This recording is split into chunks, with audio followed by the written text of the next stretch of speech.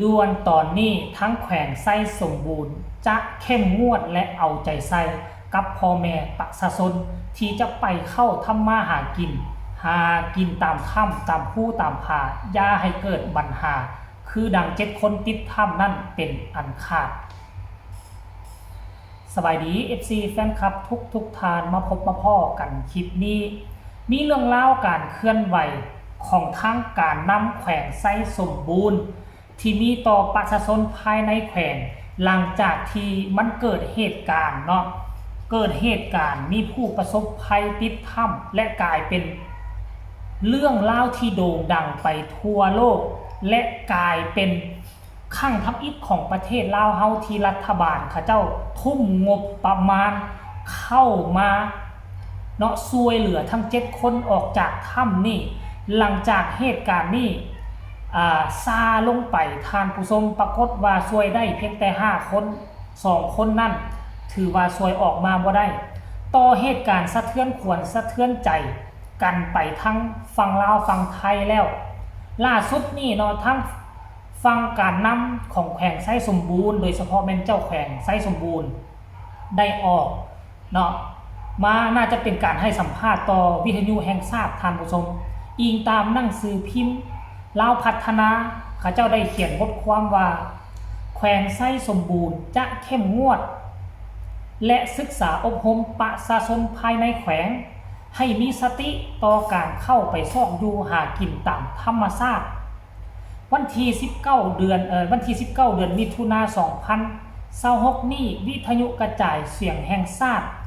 ได้รายงานว่าพานบัวพันธ์อินทปัญญาห้องเลขาพรรคแขวงประธานคณะกรรมการปกครองแขวงไส้สมบูรณ์ให้สัมภาษณ์ว่าบอกง่ายๆห้องเลขาพรรคแขวงนั่นก็คือเจ้าแขวงนั่นเองท่านผู้ชมเจ้าแขวงว่าจังไหนบ่นี่คณะกรรมการปกครองแขวงไส้สมบูรณ์ว่าซั่นเด้จะสุ่มใส่จัดตั้งผันขยายเผยแพร่เสื่อมซึมคำสั่งเลขที่46/นยลงวันที่13 เดือนเมษายน2026ว่าด้วยการต้านและสกัดกั้นการลักลอบขุดค้นและปรุงแต่งเก็บซื้อขายนำเข้าส่งออกแร่ธาตุและผลิตภัณฑ์แร่ธาตุที่บ่ถูกต้องตามกฎหมายและระเบียบการในขอบเขตทั่วประเทศคำสั่งเลขที่11คลสพลงวันที่7 พฤษภาคม2026ว่าด้วยความเพิ่มทวีการซี่นำเวียกงานแห่ธาตุการคุ้มครองและแก้ไขปัญหาย่อท่อด้านทรัพยากรธรรมชาติติดพันกับบรรดากฎหมายและนิติกรรมต่างๆเกี่ยวกับการดำรงชีวิตของพนักงานทหารตำรวจตลอดฮอดประชาชนให้กว้างขวางว่าซั่นเด้ทั่วถึงเป้าหมายด้วยหลายรูปแบบหลายวิธีการสุ่มใส่ศึกษาอบรมการเมืองแนวคิดให้ประชาชนมีความเข้าใจลึกซึ้งต่อทรัพย์สินของชาติ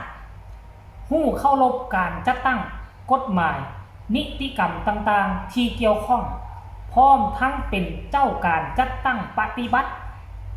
ให้ได้รับผลดีนอกนั้นให้มีสติระวังตัวต่อสภาพแวดล้อมดินฟ้าอากาศติดตามการแจ้งเตือนภัยจากกรมอุตุนิยมอย่างต่อเนื่องสุ่มใส่นำพาซี่นำคณะพรรคแต่ละขั้น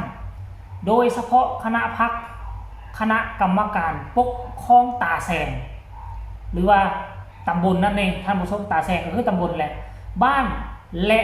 เจ้าหน้าที่เกี่ยวข้องให้เอาใจใส่เก็บกำสภาพการเคลื่อนไหวของประชาชนมีมาตรการเข้มงวดต่อผู้ละเมิดกฎหมายและระเบียบการเอาใจใส่สกัดกั้นและแก้ไขปัญหาย่อท่อแต่หัวทีในต่อหน้านี้จะเพิ่มทวีเข้มงวดและศึกษาอบรมการเมืองแนวคิดให้ประชาชนภายในแขวง มีสติการเข้าไปซอกอยู่หากินในธรรมชาติโดยเฉพาะ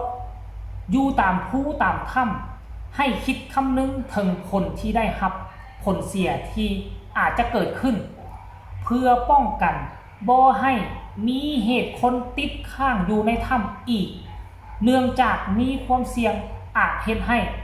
เสียชีวิตได้อันนี้บทความอิงตามหนังสือพิมพ์พัฒนาเพิ่นได้มาจากวิทยุกระจายเสียงแห่งชาติตามการสัมภาษณ์ของเจ้าแขวงไซสมบูรณ์ท่านผู้ชมเว้าแนวนี้ก็บ่ได้หมายความว่าเพิ่นจะห่วงจะห้ามบ่ให้ประชาชนไปทำมาหากิน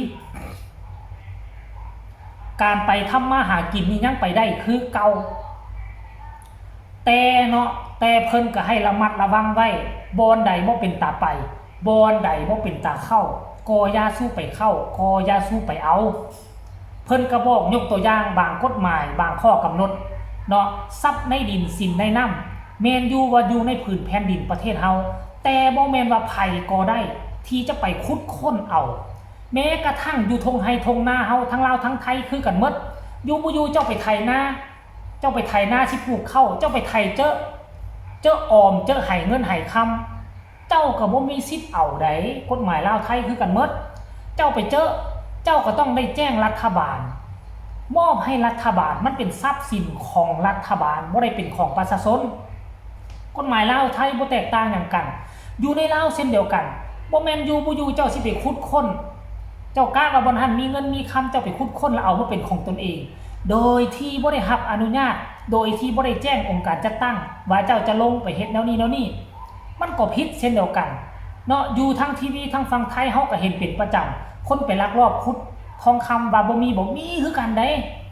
มีคือกันท่านผู้ชมเอ้ยมันก็มีบ่แตกต่างหยังกันเพราะฉะนั้นแล้วการที่เพิ่นออกมาว่าแนวนี้ก็ด้วยความเป็นห่วงเป็นใยบ่อยากให้มันซุ่มเสี่ยงการก็ที่จะเกิดขึ้นบ่ให้มีการซุ่มเสี่ยงต่อชีวิตบ่ให้มีการซุ่มเสี่ยงความเสียหายเป็นวงกว้างเหตุการณ์ที่มันเกิดขึ้นนี่ถือว่าเป็นบทเรียนอันล้ำค่าที่สุดให้ภาคพ่อแม่ประชาชนรวมถึงหน่วยงานของรัฐของเราเพราะฉะนั้นข้าเจ้าจึงเริ่มมีการเนาะกำชับเข้มงวดศึกษาอบรมพ่อแม่ประชาชนจะไปหาอยู่หากินแนวใดเพื่อให้ตนเองปลอดภัยนี่ท่านผู้ชมอันนี้ก็ถือว่าเป็นเรื่องดีนี่เป็นเรื่องดีที่สุดเนาะเป็นเรื่องดีที่เพิ่นออกมาเฮ็ดแบบนี้ก็ได้ท่านผู้ชมอันนี้คืออัปเดตล่าสุดเนาะองค์การจัดตั้งแขวงไซสมบูรณ์ที่ข้าเจ้าออกมาเคลื่อนไหวเกี่ยวข้องกับเรื่องคนติดธงเรื่องคนติดถ้ำท่านผู้ชมก็หวังว่าทุกคนฟังแล้วจะเข้าใจถ้าบ่เข้าใจก็สามารถแลกเปลี่ยนบทเรียนนำกันได้ทางใต้คอมเมนต์ท่านผู้ชมข้อมูลอาจจะบ่ถูกต้อง 100% ก็ต้องขอโทษขออภัยแต่ก็พยายามอ่านและก็สื่อสารมันออกมาที่สุดท่านผู้ชมเนาะก็ฝากกดไลค์กดแชร์ไปหลายๆก็แล้วกันเด้อพอกันใหม่ในคลิปหน้าสำหรับคลิปนี้ลาท่านผู้ชมไปก่อนสบายดี